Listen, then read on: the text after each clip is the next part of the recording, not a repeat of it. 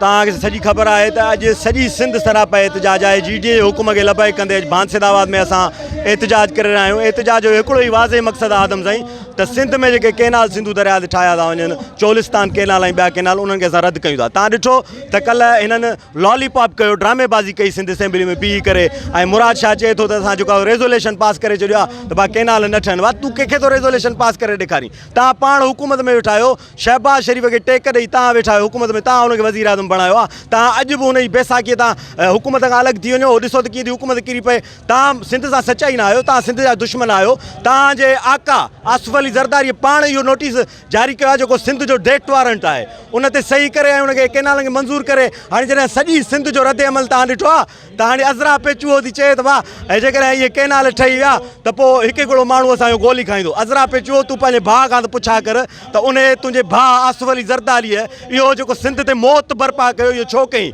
कहिड़ी लालच में कई? बिलावल भुट्टे खे जेको वज़ीर आज़म कराइण जी लालच में इहो जेको आहे ऑर्डिनेंस कढियूं, सिंध जो डेट वारंट कढियूं। हाणे बिलावल भुट्टे ज़रदारीअ खे जॾहिं वज़ीर आज़म नथा कनि त हाणे हीअ सभु थी कॉम्प्रेस थी विया आहिनि। हाणे जेको आहे सो पंहिंजो शाह साहब बि ॻाल्हाए थो, मुराद शाह साहब, अज़रा पेचूओ बि ॻाल्हाए थी, नादुर ख़ान मक्सी, वॾो कॉम्प्रेस थी वियो आहे। हलियो चए थो त जेको आहे असां मरंदासीं पर दरिया न ठहणु ॾींदासीं, ऐं चवंदा त कॉम्प्रेस त पोइ थिया आहिनि। हाणे तव्हांखे शर्म नथो अचे? जेॾी महिल सिंध जा जेको आहे शागिर्द निकिता उन्हनि ते तव्हां गोलियूं हलायूं, उन्हनि ते कूड़ा केस कया, उहो रिकॉर्ड पियो आहे तव्हांजे साम्हूं। पोइ बि तव्हां असेंबली में बीह करे अहिड़ियूं डाड़ूं, अहिड़ियूं कूड़, अहिड़ियूं ठगियूं था ॻाल्हायो। हाणे उहो दौरु वियो आहे, हलियो 80-90 वारो ॾहाको। उन टाइम ते मोबाइलियूं न हूंदियूं, मोबाइलुनि जो दौरु आहे, सोशल मीडिया जो दौरु आहे। नौजवान तव्हांखे सम्झी चुको आहे त तव्हां रूप आहियो, सिंध जा दुश्मन आहियो। तव्हां इक़्तिदार जी खारत हमेशह सिंध खे नुक़सानु पहुचायो आहे, हमेशह सिंधूअ ते तव्हां जेको आहे सो ललकार कई आहे। पर ही जोधा जवान, सिंध जा दिलेर पुट, GDA ज़ैन शाह, ॿिया जेके दोस्त आहिनि उहे सभु पाण मल्हाइनि पिया था। ऐं इहे गैरतमंद सिंधी जेसिताईं